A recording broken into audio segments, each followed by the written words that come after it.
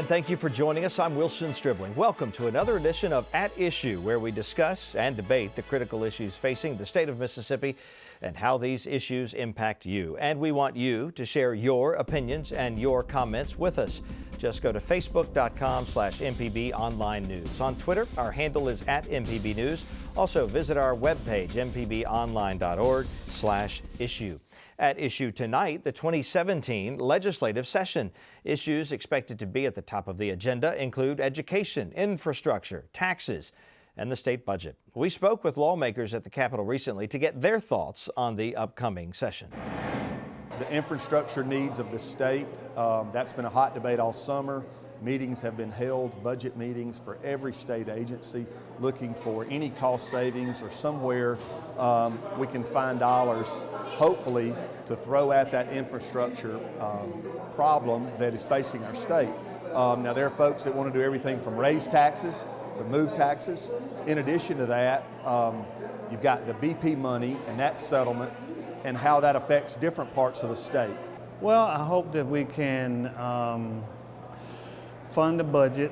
I know there may be some cuts here and there, but to education K through 12, make sure our universities and colleges are funded, mental health, and those type of things, Medicaid. My agenda is to do everything I can to fight for public education, and two, for transparency, both in what we do in there and also in campaign finance, so that it's not going to be where people are giving money to legislators during the term. I think it taints the situation. I also believe that what we'll end up with is some pretty significant debates and conflict over any attempts to give less funding to public schools, and the fact that we're going to enter into this session with a significant budget deficit. That's not being negative, that's being a realistic person, that the numbers just aren't there. And with all of the prior year's tax cuts that are being implemented, that we won't have the revenue we need to meet basic needs. Lawmakers put the state budget under the microscope this summer. All essential state agencies went before joint House-Senate working committees to discuss spending needs and requests. The committees focused on salaries, travel, purchasing, and contracts. Combined, the agencies are asking for a 10% budget increase. State revenue growth is currently projected to be between 1 and 1.8%. One of the architects of the state budget, Republican Senator Buck Clark of Hollandale, who is chairman of the Senate Appropriations Committee, says lawmakers want to find ways to save money in state government, and they think they've found ways to streamline state agency spending. Well, we're looking for cost savings. We're in a tight budget time, just like we were last year. And we're just... You always hear of there's fat in government, and we believe we found a good bit. I think if you asked most of the legislators, we travel to begin with. The Lieutenant Governor likes to point out that we found $62 million in out-of-state travel that our agencies are taking now. And some of them even have expanded that in the last 2 or 3 years. So when we're in a tight budget year, when you see state employees, and a lot of these trips are valuable, they learn something, but when they're going to resorts out of state, when the taxpayers see this, it just gives you a lot of heartburn. In contractual, we looked at a lot of contractual services where they spend their money. We looked at different ways maybe agencies could join together and do some contractual buying with maybe a major supplier and save money. State government is the people's business. We should be exposing it all. You know, the people have the right to look at the whole checkbook. For instance, we were looking at some purchasing the other day, and I can't remember which agency it was, but they have a purchasing card. And the printout they provided us had a list of every charge made on the card and did not say who the vendor was. And the senator I was sitting by, he showed that to me, and I said, ask him who the vendors are. And it was Senator Wiggins. Senator Wiggins asked, well, why don't, this doesn't have any vendors, who are you paying this to? And they admitted, well, it's not in the computer system. We just kind of write that down by hand on another piece of paper, on another log book. I was like, do what? What do you mean you do? Yeah, we're trying to fix that. So little things like that, you know, just those practices, and they admitted that this is antiquated, we shouldn't be doing it like this.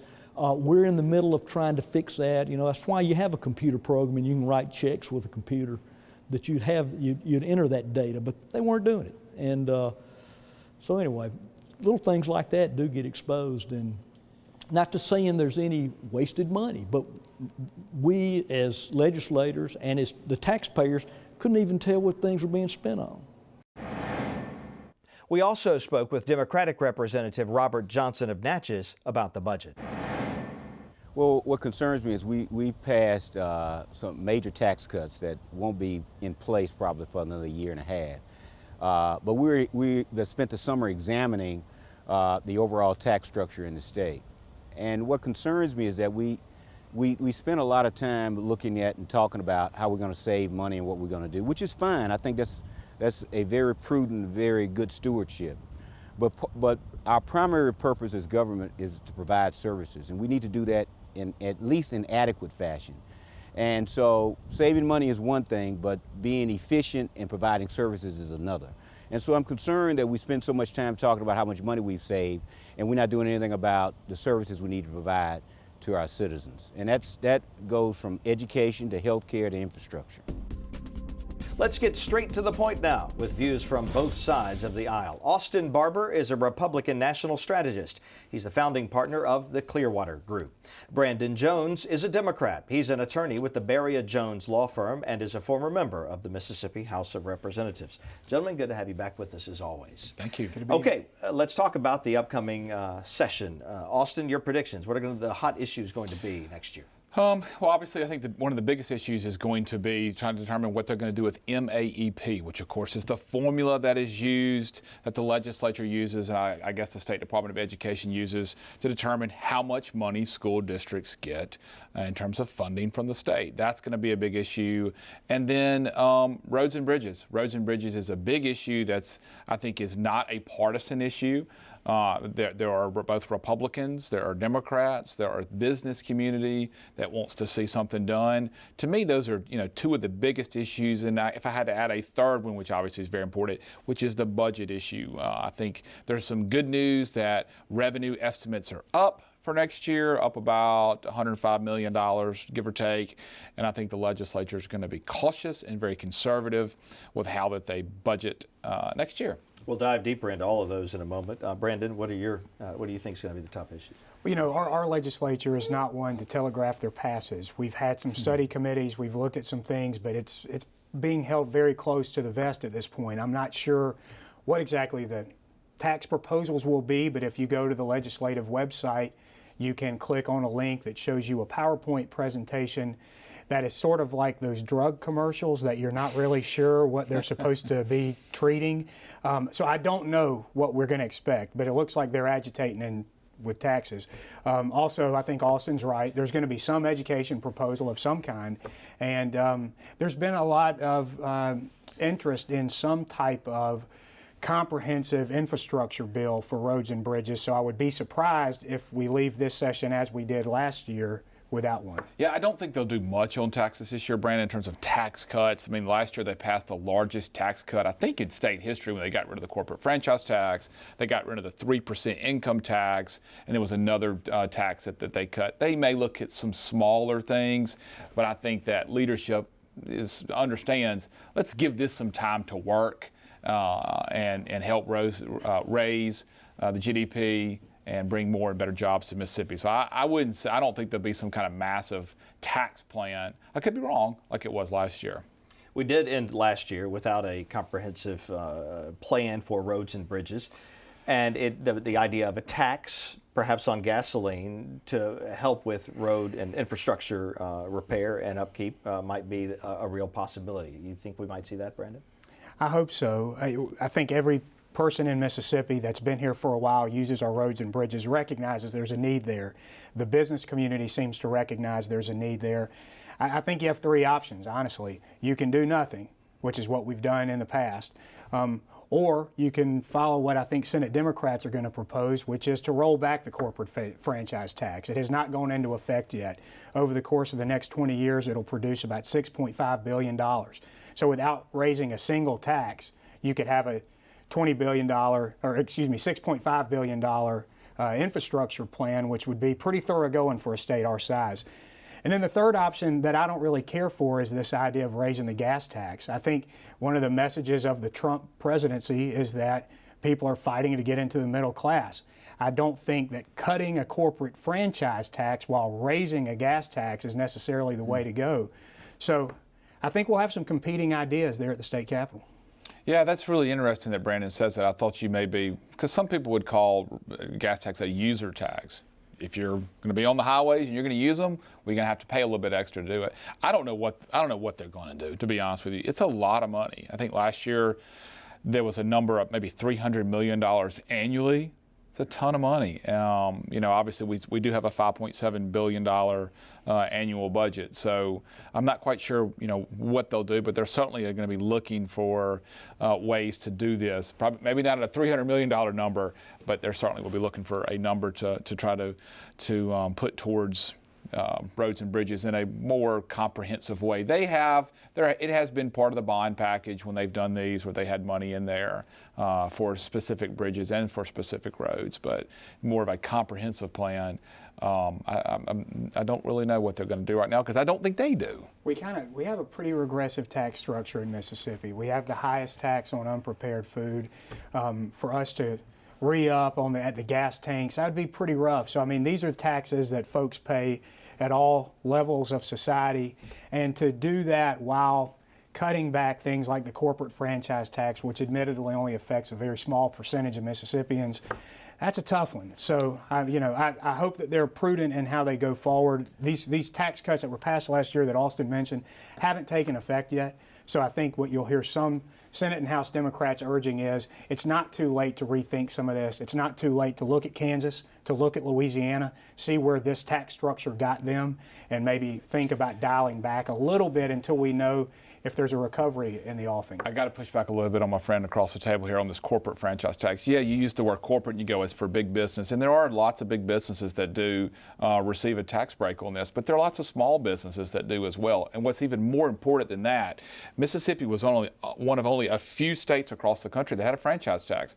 And essentially what a franchise tax, for people who have to explain it to me, it is if you make an investment in your business in Mississippi, you're going to have to pay a tax on that, an annual tax on that. But you won't, the big businesses that are looking at Mississippi or Georgia or Alabama or Texas, and we're competing against these other states for the next Toyota or Nissan or these big companies to come and make huge and billion-dollar investments in Mississippi and hire hundreds, if not thousands of people the way Nissan's done in Canton and Toyota's done in Northeast Mississippi. They're not going to look at Mississippi nearly as seriously when you have this franchise tax. So it does affect more people than just the board of directors and the stockholders for those companies. It affects the people that get an opportunity to go work for a Toyota and for a Nissan. But wouldn't you agree, no one's going to reject Mississippi offhand due to their tax obligation? We have one of the lowest in the country. I mean, you're not going to not choose us because your tax obligation is too great.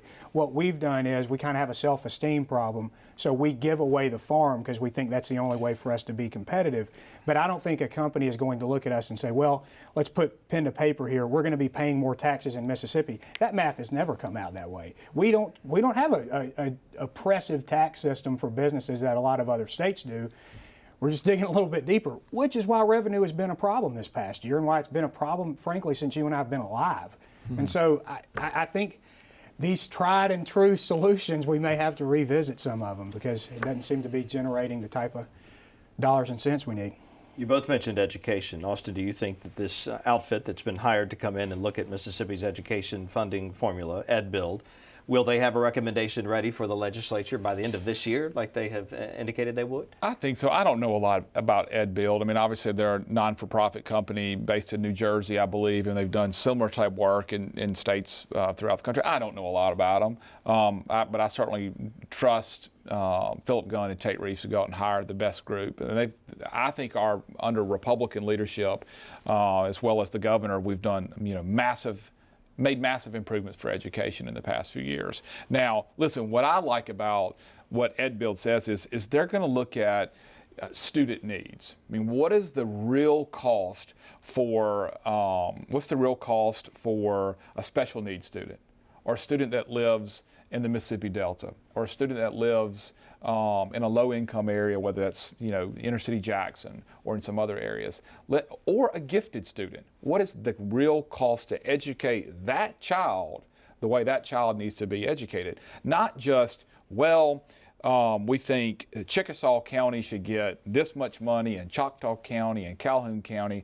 I like this. I like this plan. I mean, and Brandy will not disagree with me on this. We want as much money to get to the children to educate them as we possibly can.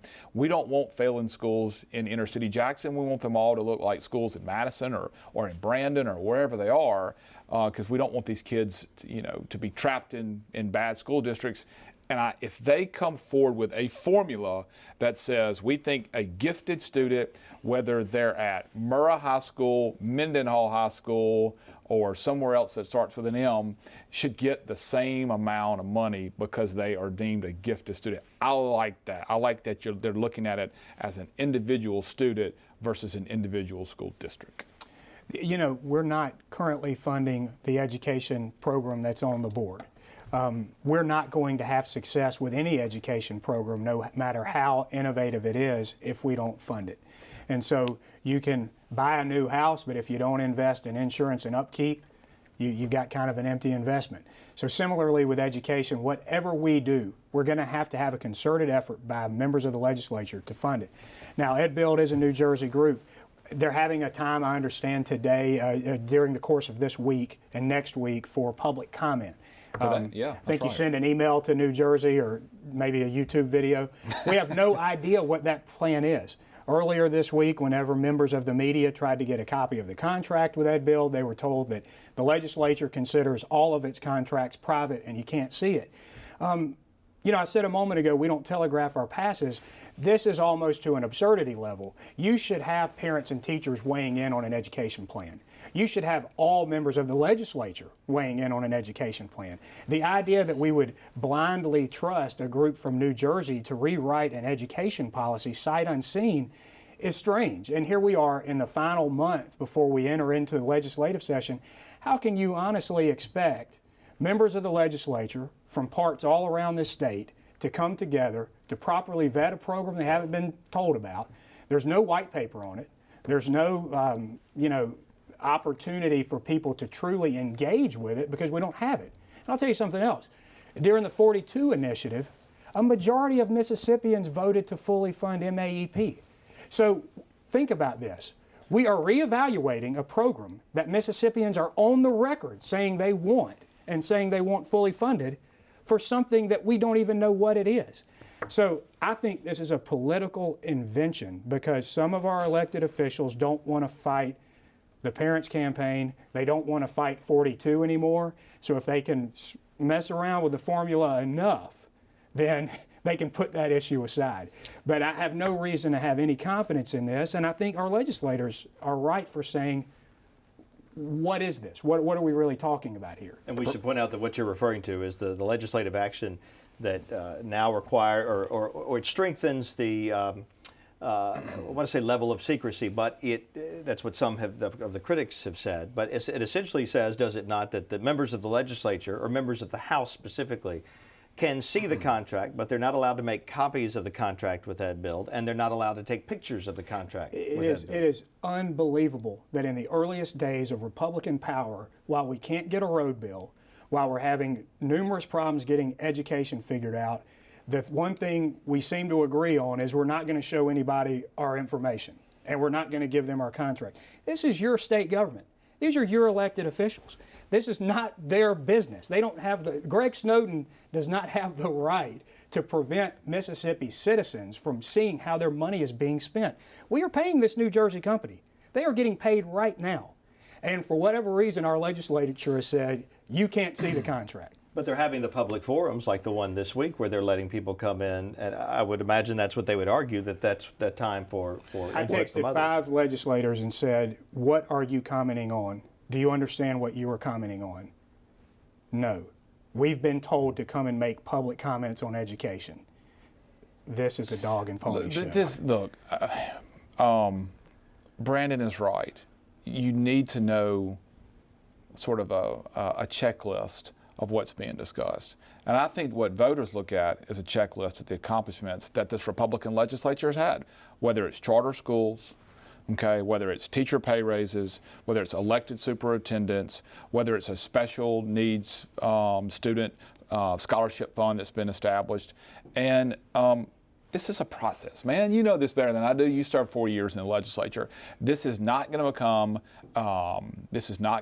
law on day one of the new 17 legislative session. I mean, we don't know yet that it will even be a bill that will be brought up in the 2017. We don't know that. And I gotta also mention education, K through 12 only, $2.5 billion every year is spent on that. The number one expenditure of the general fund. So you and I just disagree. We will agree to disagree on terms of how much money is enough money. What I really am encouraged is that this group is going to come in, they'll come up with a recommendation, legislators, other teachers, superintendents, parents, will get to be a part of that whole process that's going to take place off High Street at the Capitol to talk about this. And I think the looking at children based upon if they're special needs, gifted, rural, inner city, suburbs, what is the right amount of money for that specific student? I like that. I do think it's worth noting that there have been some good innovations. I mean, you and I agreed that appointed superintendents was probably a step in the right direction. This idea of having, a reading gate. That's a smart idea. Yeah, I forgot about that. That's not bad. And teacher pay raises. That's we right. didn't mention that. Those are good, I think. But need to raise them more. With the exception, well, I think so. And then I know you and I agree on that. Yeah. But the reading gate, the implementation of this new charter school system, which we can't say it's worked yet. We don't know what it's done yet. It's something. But all of that stuff is a mandate. It's now a mandate on the local school district. They have to implement it. And we're not funding any greater. By the time you've considered these innovations or mandates, if you want to think of them that way, these obligations that the local school district has to meet, and you consider that we are not funding our current program, and then you account for inflation, by the time you do that real economic math, $1 spent by the Mississippi government on the education program today goes a lot less far than it did 9 years ago. And so I think we're taking maybe a victory lap that's not quite credited to us yet. Our numbers still don't show improvement. I agree. You can't take a victory lap now. I'm just saying here are the things that this Republican legislature, under a Republican governor, speaker, and lieutenant governor have done. They said, look, we are not doing great in education. These are ideas that we want to put in place. See if they work. We think they'll be successful. They're successful in other states. Why won't they be successful in Mississippi? We can't just stand here as the status quo and continue to do nothing, or we will get left behind even by Alabama and Arkansas. And you and I agree on that too. Yes. I mean, we have to. These are shared values. And we won't know. Give us 3 or 4 years to see has charter schools really helped some of these areas. We should point out that we asked the governor what he thought about this idea of keeping the EdBuild contract under lock and key. He said that his office is transparent. He believes in open government, and he was not going to judge what the legislature has decided to do in this case, the House of Representatives most recently. Let's talk about the tone at the Capitol. When we ended things last year, there was a lot of partisan politics, a lot of people digging in their heels in terms of the kind of toeing the party line. Is that productive, and will we see more of that? What do you think, Brandon? I have a lot of respect for the people who serve us in the legislature, Republican and Democrat. It's not an easy job. They don't have the type of staff that people are accustomed to that serve in other places. It's very hands-on. It does come at some sacrifice. I know people don't like to hear about the sacrifice that their elected officials make, but these people do sacrifice, and I think they work hard. I think that we have a pretty dedicated bunch that is interested in looking at these things with clear eyes. I don't get the impression, and this may be a little altruistic, but I don't get the impression that they like the gridlock or the fighting any more than anybody else. Yeah. So, I mean, we ask them to go and address big issues. I hope they'll do it. I think more times than not, it's a select few that give the others a bad name. I'll be honest with you, this move by the management committee this week, I think was a huge mistake. And I think it's something that people have to go back and explain to their members. And that creates rancor. That creates frustration. And I don't think that's reflective of every Republican. And so it's just one of those things. It's a very hard thing to do good at a job under the bright lights with tough issues in the Mississippi economy.